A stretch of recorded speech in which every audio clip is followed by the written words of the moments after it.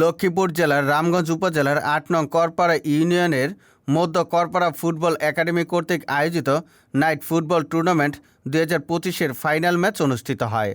উক্ত ফাইনাল ম্যাচে মাহফুজ স্মৃতি ক্রীড়া সংঘ করপাড়া বিজয়ী হয়। উক্ত খেলায় বিজয়ী হয়ে অধিক আনন্দ প্রকাশ করেন Mahfuz Smriti Krira Sangha Karpara team manager, Lakshmipur rising football একাডেমির সহসভাপতি মোহাম্মদ মনির হোসেন বাবলু। আলহামদুলিল্লাহ সুন্দর একটি ম্যাচ হয়েছে। আমরা সেই ম্যাচে জয়লাভ করি।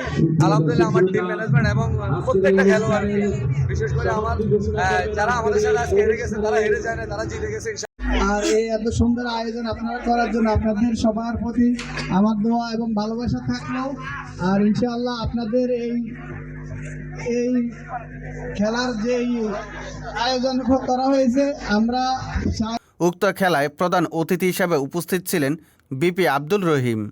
বিশেষ অতিথি হিসাবে উপস্থিত ছিলেন শাহাবুদ্দিন তুর্কি, শেখ আহসান হাবিব সপ্তু, ফয়সাল মাস্টার, বিশিষ্ট সমাজসেবক মানবতার তরে হান্নান পাটোয়ারি, কাউসার আহমেদ, তারেক খান, মানুষ মানুষের জন্য স্বেচ্ছাসেবী সংগঠনের সাধারণ সম্পাদক সাংবাদিক এমরান হোসেন সোহাগ, হোসেন মোহাম্মদ ফারুক, আনিসুল হক টিপু, রাসেল হোসেন।